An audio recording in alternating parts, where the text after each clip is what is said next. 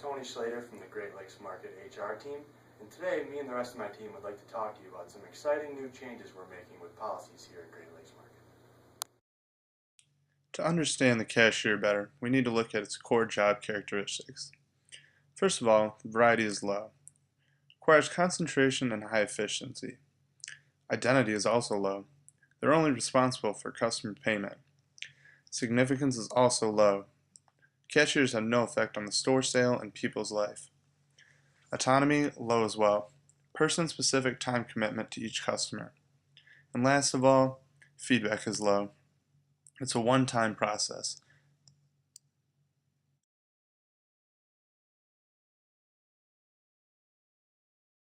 So after looking at our Great Lakes Market operations, I think we all were able to come to the conclusion that the focal job within our company is the cashier. The reason being is because from day-to-day operations, it is the most important, and also currently it is the most ineffective within our company and is holding us back in some ways.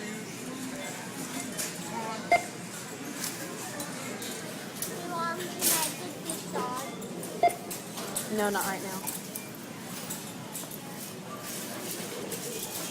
Ooh.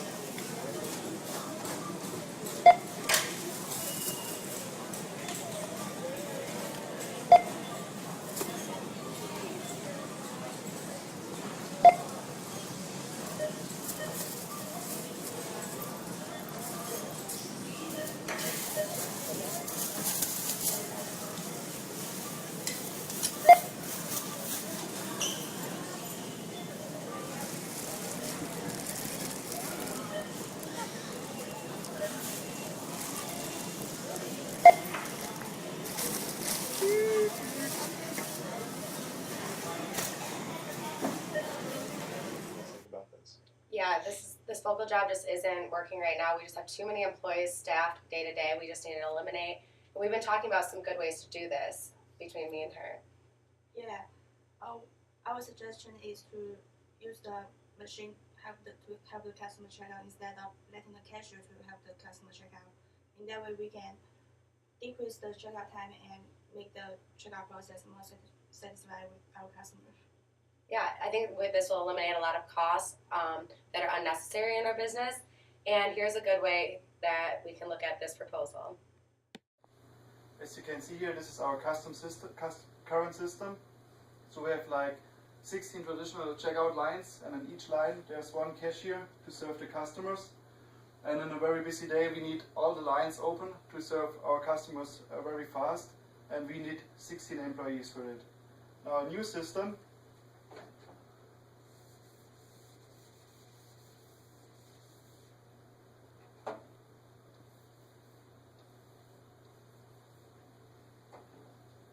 we changed everything, so like there's only one more employee,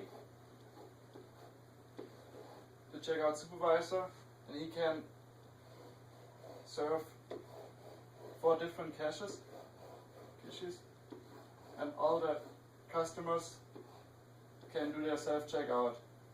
So we can reduce this large number of employees to just 4.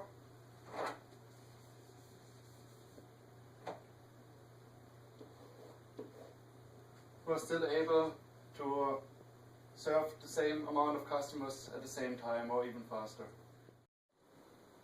Alright, now that we've discussed the change in our focal position from conventional cashier to the self-checkout machines with cash-out supervisors, we would now like to discuss some issues that we are faced with, including labor surplus and how we plan to increase motivation among employees in our new focal job.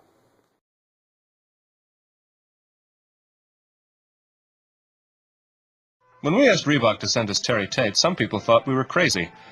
But I'm a firm believer in paradigm breaking, outside the box thinking. Hey, bud. Break was over 15 minutes ago, Mitch! And since Terry's been with us, our productivity has gone up 46%.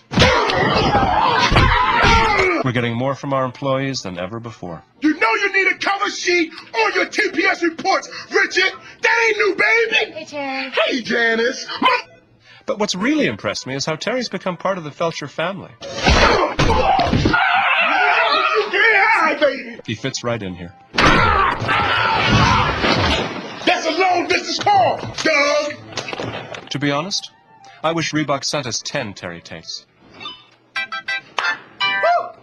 want to play games, G? Well, when it's game time, it's pay time, baby. Woo!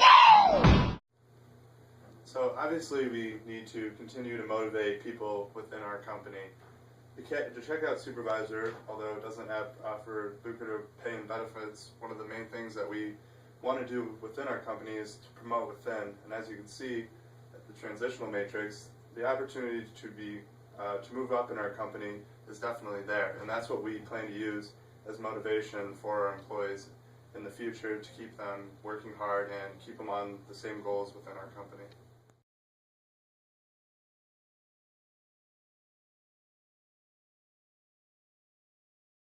I deserve that promotion, not Jim. Man, makes me want to put him in a triangle chokehold and force him down to the ground and just keep pressing and pressing and then flip him over and then put him in a hammerlock. And he's gasping, he's panting for every last breath, and the crowd is going crazy. And boom, I emerge victorious. Aha! $18,000 and a chance at the title. Hoo-ha! As discussed in our last meeting, we talked about how we are eliminating some of our staff because we're having our cashier supervisor. We need less staff on duty for each day. This may create a labor surplus, and with this problem, our strategy would be a hiring freeze because we don't want our employees to be not motivated anymore. So what we will do is create a hiring freeze, and as positions open up, then we will discontinue this, and this method just creates less suffering, and we think it's the best way to implement this new change.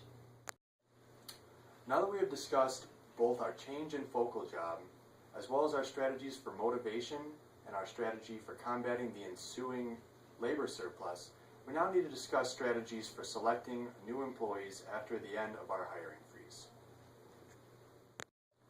What we are looking for in our interviewers would be good communication skills, experience, and education level and aspirations for promotion. What we will do is just have one solid interview because our company is small enough. So we will have concrete, specific questions for each interviewer, and it will be focusing on the focal job tasks. Here's a good example of a situational question asked in an interview. If you notice that your coworkers also is your good friend that has been stealing money from the register, what would your response? What's your response? And what would you do?